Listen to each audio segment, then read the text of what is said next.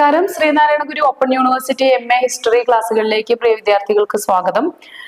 Social revolution in modern world എന്ന പേപ്പറിലെ third ബ്ലോക്കിലെ second unit ആണ് നമ്മളിപ്പോൾ ഡിസ്കസ് ചെയ്യുന്നത്. യൂണിറ്റിന്റെ പേര് ഐഡിയോളജീസ് ഓഫ് ദ റെവല്യൂഷൻ. വിപ്ലവത്തിന്റെ അല്ലെങ്കിൽ വിപ്ലവത്തെ സ്വാധീനിച്ച പ്രധാനപ്പെട്ട ഐഡിയോളജികൾ ഏതൊക്കെയാണെന്നാണ് നമ്മളിവിടെ ഈ ഒരു ഭാഗത്ത് പഠിക്കുന്നത്. അപ്പൊ നമ്മൾ കഴിഞ്ഞ യൂണിറ്റിൽ പഠിച്ചു ഈ റഷ്യൻ റവല്യൂഷൻ എന്ന് പറയുന്നത് ഒരു ആകസ്മികമായിട്ട് അല്ലെങ്കിൽ അപ്രതീക്ഷിതമായിട്ട് നടന്ന ഒരു സംഭവമൊന്നും ആയിരുന്നില്ല. 19ാം നൂറ്റാണ്ടിൽ തന്നെ നിരവധി ബുദ്ധിജീവി അതുപോലെ വിപ്ലവ പ്രസ്ഥാനങ്ങളുടെയൊക്കെ ഒരു ആശയങ്ങളുടെയൊക്കെ സ്വാധീനം അല്ലെങ്കിൽ ആ സ്വാധീന ഫലമായിട്ട് ഉണ്ടായിട്ടുള്ള ഒന്നാണ് റഷ്യൻ വിപ്ലവം എന്ന് പറയുന്നത്. അപ്പോൾ സാറിസ്റ്റ് ഏകാധിപത്യത്തിനെതിരെ ഉയർന്നു വന്നിട്ടുള്ള അതുപോലെ തന്നെ അന്ന് നിലവിലുണ്ടായിരുന്ന സാമൂഹിക അസമത്വങ്ങൾക്കെതിരെയൊക്കെ തന്നെ വളർന്നു വന്ന ആ ഒരു പ്രക്ഷോഭം അല്ലെങ്കിൽ ആ പ്രതിഷേധം അതാണ് റഷ്യൻ വിപ്ലവത്തിലേക്ക് നയിക്കുന്നത്.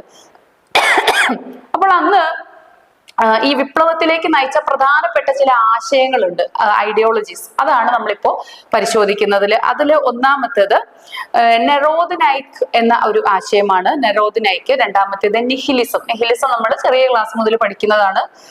ഈ നെറോദിനൈക്സിനേക്കാളും നിങ്ങൾക്ക് ഫെമിലിയർ ആയിരിക്കും നിഹിലിസം. ഇനി 3 അനാർക്കിസം ആണ്. അതുപോലെ തന്നെ നരോദ്നായ വോളിയ ഇത് റഷ്യൻ ടേം ആണ്, പഠിച്ചു വെക്കുക. അതുപോലെ കമ്മ്യൂണിസം നമുക്ക് ഫെമിലിയർ ആണ് കമ്മ്യൂണിസം. ഈ പറയുന്ന 5 ആശയങ്ങളാണ് റഷ്യൻ വിപ്ലവത്തിന് പ്രധാനമായിട്ടും കാരണമായിട്ടുള്ളത്. ഇതാണ് പിന്നീട് 1917 വിപ്ലവത്തിലേക്കൊക്കെ നയിച്ചിട്ടുള്ള ആശയ അടിത്തറ എന്ന് പറയുന്നത്. അപ്പൊ ഇതില് ഒന്നാമത്തേത് നെരോദിസം, അതായത് നമുക്കതിന് മലയാളത്തിൽ ജനപ്രസ്ഥാനവാദം എന്നൊക്കെയാണ് അതിന്റെ ഈ ഒരു റഷ്യൻ ടേമിന്റെ മലയാള പരിഭാഷ എന്ന് പറയുന്നത്. ജനപ്രസ്ഥാനവാദം. ഈ നെറോദിസം അല്ലെങ്കിൽ നെറോദിനൈറ്റ്സ് എന്നുമാണ് ഈ ഒരു ആശയം അറിയപ്പെടുന്നത്. അപ്പൊ നെറോദ് എന്നാൽ റഷ്യൻ ഭാഷയിൽ പീപ്പിൾ അല്ലെങ്കിൽ ജനങ്ങൾ എന്നാണ് അർത്ഥം.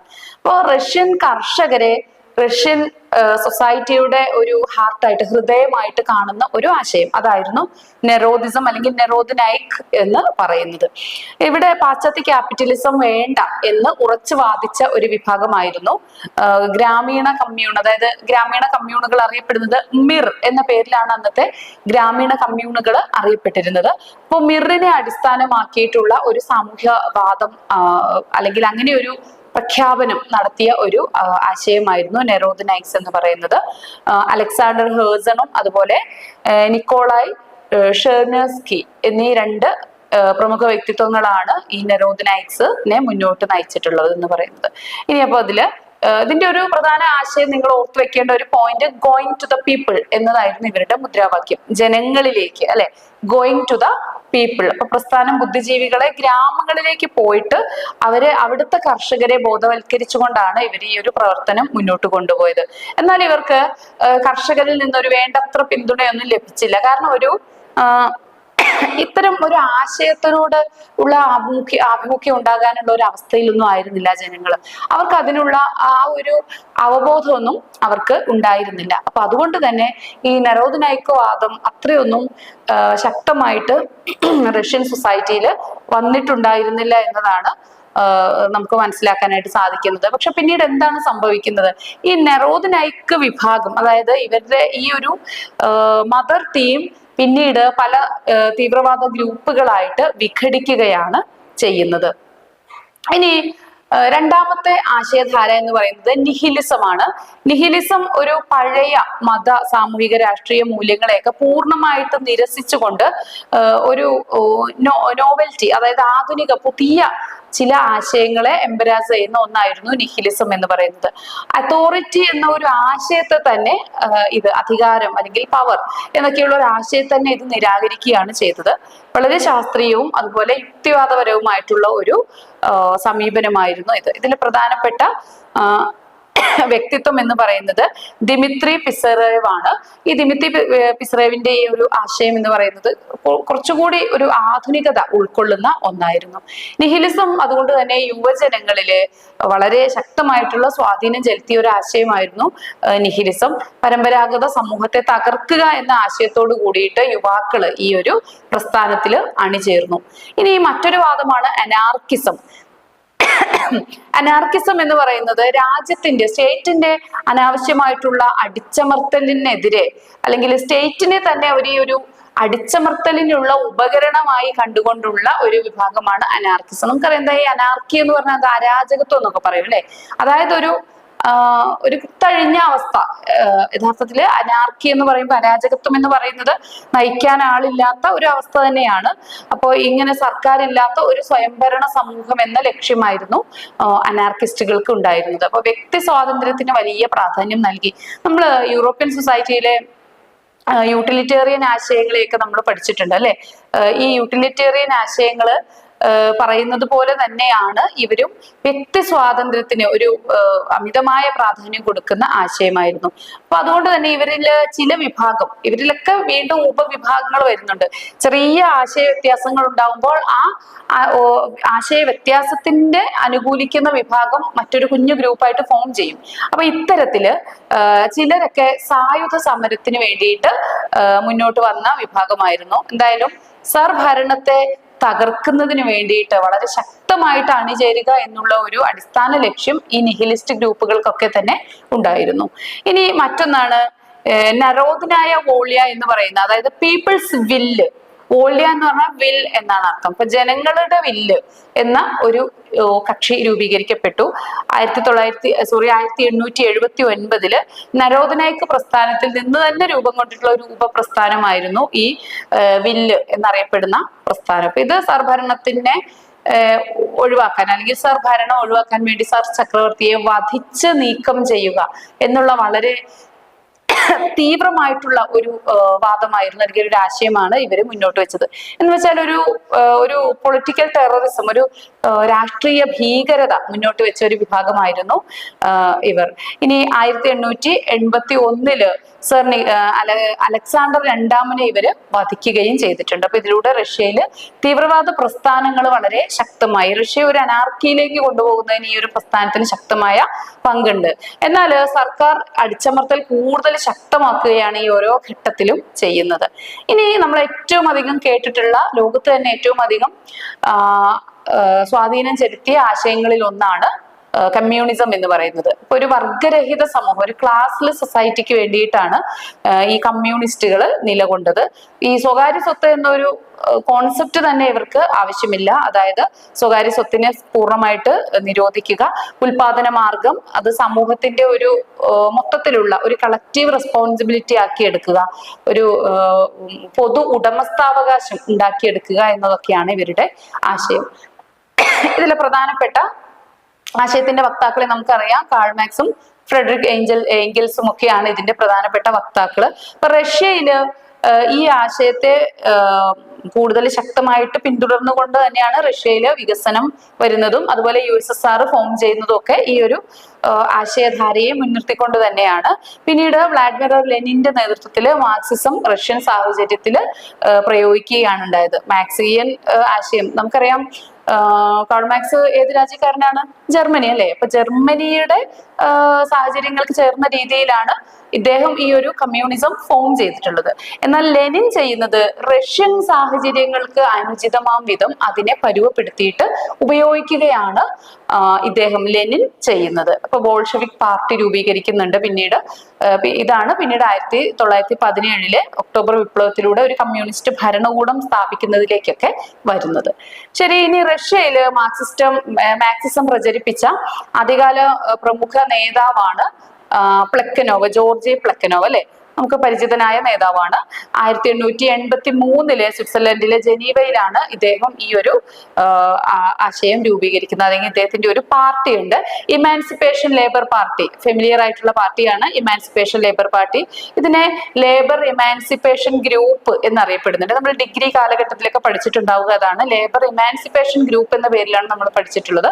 അപ്പൊ റഷ്യയിലെ ഒരു ആദ്യകാല മാർക്സിസ്റ്റ് സംഘടനയായിട്ട് നമുക്കിതിനെ കൺസിഡർ ചെയ്യാം. അപ്പൊ ഇത് റഷ്യൻ വിപ്ലവ ചിന്തയുടെ വളർച്ചയ്ക്ക് ശക്തമായിട്ടുള്ള ഒരു അടിത്തറ പാകി, അല്ലെങ്കിൽ അതിന് പങ്കുവഹിച്ചിട്ടുള്ള ഒന്നാണ്. ഈ പ്ലക്കനോവിന്റെ ആദ്യകാല ജീവിതം എന്ന് പറയുന്നത് ഇദ്ദേഹം ഒരു നമ്മൾ നേരത്തെ ഡിസ്കസ് ചെയ്ത നെറോദിനൈക്ക് പ്രസ്ഥാനവുമായിട്ട് ബന്ധപ്പെട്ട ഒരു വ്യക്തിയായിരുന്നു. പിന്നീട് ഈ നെരോദ് ആശയങ്ങളുടെ ഒരു പരിമിതികൾ ഇദ്ദേഹത്തിന് മനസ്സിലാവുകയും ഈ പരിമിതികളെയൊക്കെ തന്നെ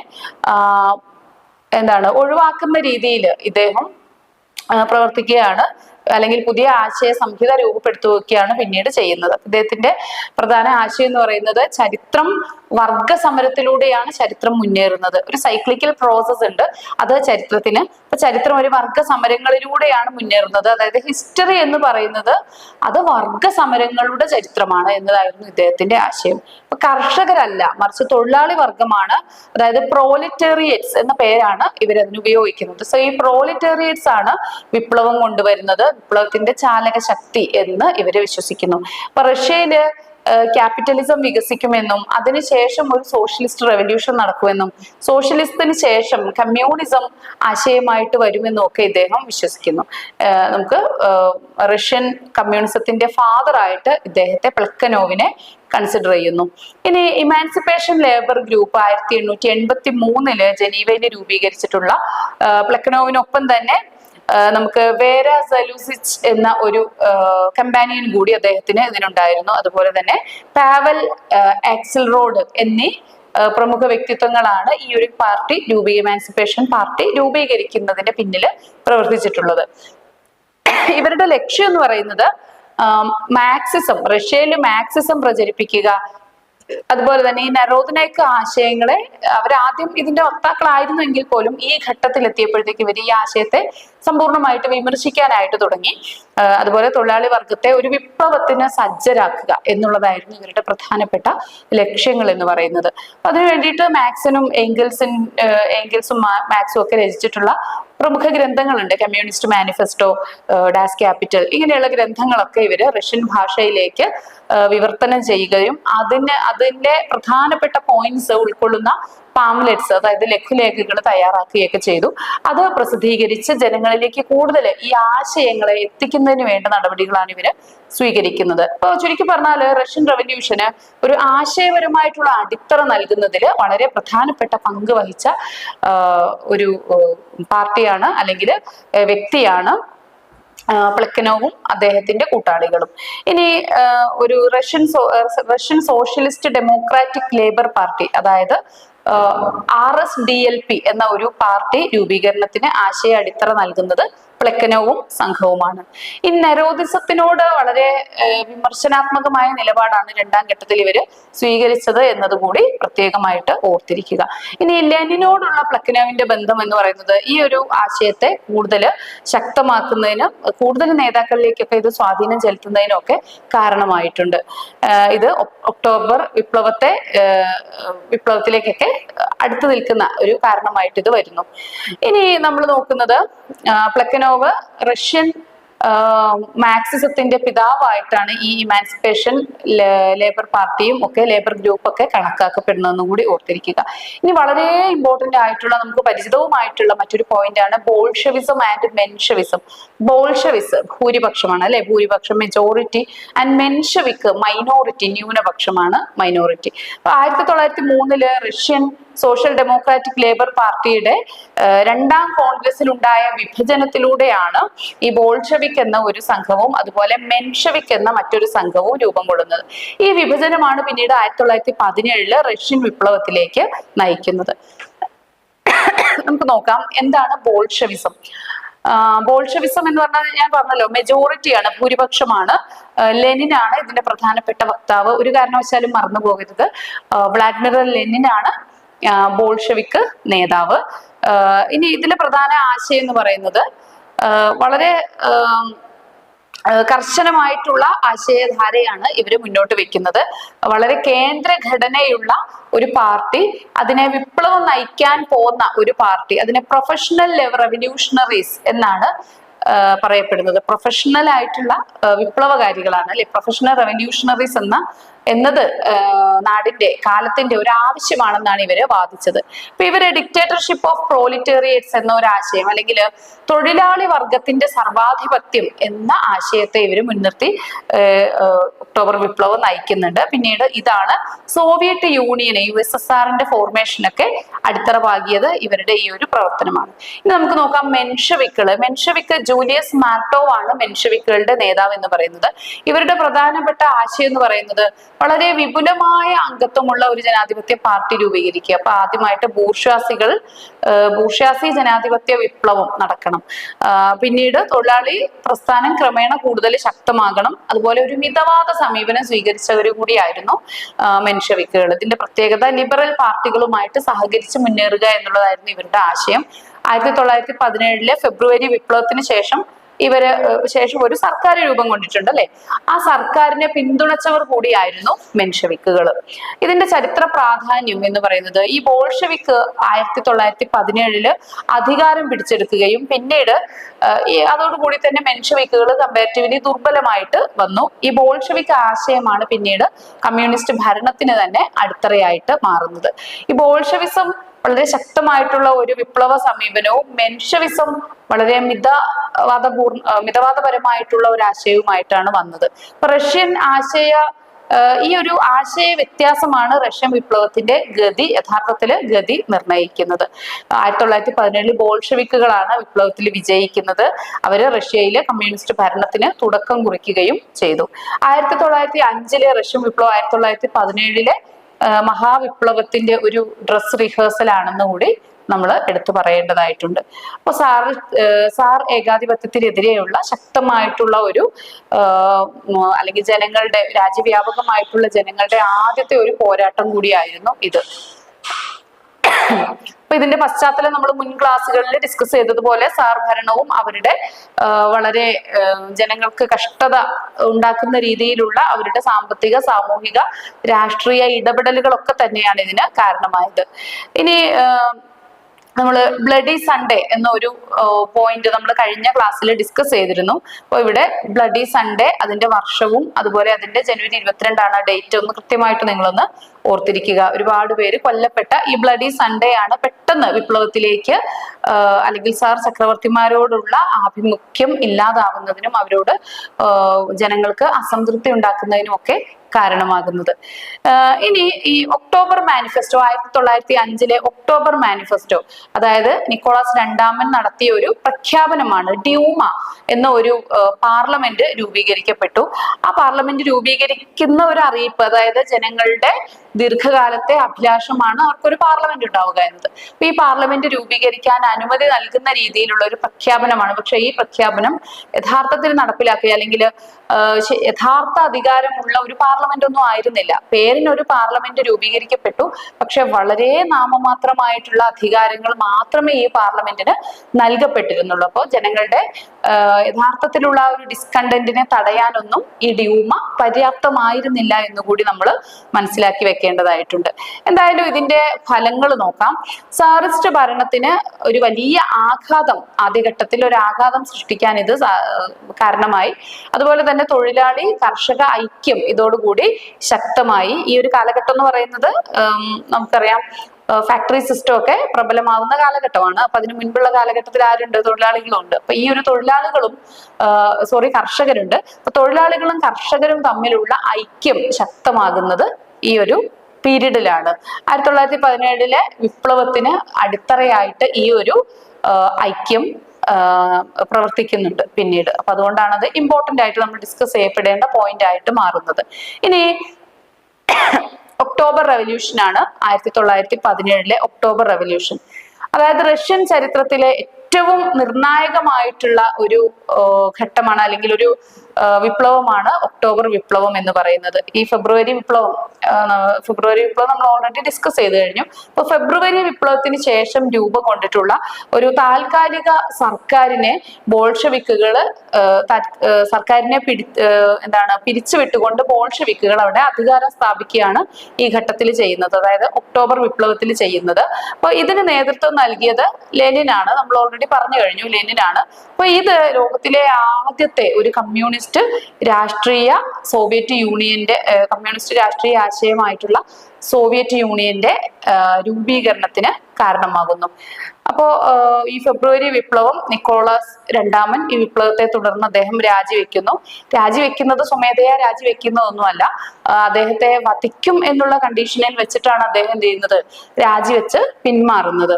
ഇത് താൽക്കാലിക സർക്കാരിന്റെ പരാജയവും അതുപോലെ ഒന്നാം ലോക യുദ്ധത്തില് റഷ്യ ഏറ്റുവാങ്ങിയ വലിയ ഒരു പരാജയമുണ്ട് അല്ലെ. ഞാൻ നേരത്തെ പറഞ്ഞു, സർ നിക്കോളാസ് രണ്ടാമൻ സൈന്യത്തെ നയിക്കുകയും വളരെ ദയനീയമായിട്ട് പരാജയപ്പെടുകയൊക്കെയാണ് ഉണ്ടായത്. അപ്പോൾ തങ്ങളുടെ പ്രത്യേക സാഹചര്യം കണക്കിലെടുത്തുകൊണ്ട് ഈ ഒരു അന്താരാഷ്ട്ര യുദ്ധത്തിലൊന്നും ഇടപെടാൻ സാധിക്കില്ല എന്ന രീതിയിൽ ബ്രസ്റ്റ് ലിത്തോസ്ക് ട്രീറ്റിയിലൂടെ 1918 റഷ്യ ഒന്നാം ലോക യുദ്ധത്തിൽ നിന്ന് പിൻവാങ്ങി. വളരെ പ്രധാനപ്പെട്ട ഒരു ആഗോളതലത്തിൽ തന്നെ പ്രധാനപ്പെട്ട ഒരു സംഭവമാണ്, രാഷ്ട്രീയ സംഭവ വികാസമായിരുന്നു ഇത്. അപ്പോൾ ഈ ഒരു ആഭ്യന്തര യുദ്ധം, സിവിൽ വാർ, ബോൾഷെവിക്കുകളും അതുപോലെ മെൻഷെവിക്കുകളും തമ്മിൽ ഈ ഒരു സിവിൽ വാർ ഈ ഒരു കാലഘട്ടത്തിലാണ് റഷ്യയിൽ അരങ്ങേറുന്നത്. തീർച്ചയായിട്ടും അതിൽ ബോൾഷെവിക്കുകളാണ് വിജയിക്കുന്നത്. പിന്നീട് 1922 USSRന്റെ രൂപീകരണം ഉണ്ടാകുന്നു. സോവിയറ്റ് യൂണിയൻ ഔദ്യോഗികമായിട്ട് രൂപം കൊള്ളുന്നത് 1922 ഇതിന്റെ ഒരു ചരിത്ര പ്രാധാന്യം എന്ന് പറയുന്നത്, ലോകത്തിലെ ആദ്യത്തെ സോഷ്യലിസ്റ്റ് രാഷ്ട്രമാണ് ഈ ഒരു കമ്മ്യൂണിസ്റ്റ് പ്രസ്ഥാനങ്ങൾക്ക് പ്രചോദനമായിക്കൊണ്ട് ആദ്യത്തെ സോഷ്യലിസ്റ്റ് രാഷ്ട്രമായിട്ട് റഷ്യ USSR നിലവിൽ വരുന്നു. അപ്പൊ പിന്നീട് ഇതിനെ തുടർന്ന് ഒരുപാട് ഡിസ്കഷൻസ് വരുന്നുണ്ട്. ആഗോളതലത്തിൽ തന്നെ ഡിസ്പ്യൂട്ട്സും അതുപോലെ തന്നെ പലതരത്തിലുള്ള ഡിബേറ്റ്സും വരുന്നുണ്ട്. അതായത് ക്യാപിറ്റലിസം വേഴ്സസ് സോഷ്യലിസം എന്ന ആശയം, ആ ഒരു തർക്കത്തിന് തുടക്കം കുറിക്കുന്നത് ഈ പറയുന്ന കാലഘട്ടത്തോടു കൂടിയാണ്, 1920 ശേഷമാണ് എന്നത് അറിഞ്ഞിരിക്കുക. ഒക്ടോബർ വിപ്ലവം റഷ്യയിലെ സാമ്പത്തികവും സാമൂഹികവും ഒക്കെ ആയിട്ടുള്ള ആ ഒരു ഘടന തന്നെ മാറ്റിമറിച്ചു. ലെനിൻ നയിച്ചിട്ടുള്ള ബോൾഷെവിക് പാർട്ടി താൽക്കാലിക സർക്കാരിനെ പുറത്താക്കിക്കൊണ്ട് ഒരു തൊഴിലാളി വർഗ ഭരണത്തിന് തുടക്കം കുറിച്ചു. ഇത് 20ാം നൂറ്റാണ്ടിലെ ഏറ്റവും പ്രധാനപ്പെട്ട സംഭവ വികാസങ്ങളിൽ ഒന്നായിട്ട് കണക്കാക്കപ്പെടുന്നു. ഇത്രയാണ് നമുക്ക് ഈ ഒരു ഭാഗത്ത് ഡിസ്കസ് ചെയ്യാനുള്ളത്. വളരെ വലിയ ഒരുപാട് പോയിന്റ്സ് ബൈഹാർട്ട് ചെയ്ത് പഠിക്കാനുള്ള ഒരു യൂണിറ്റ് ആണ്. നന്നായിട്ട് പഠിക്കുക. Thank you.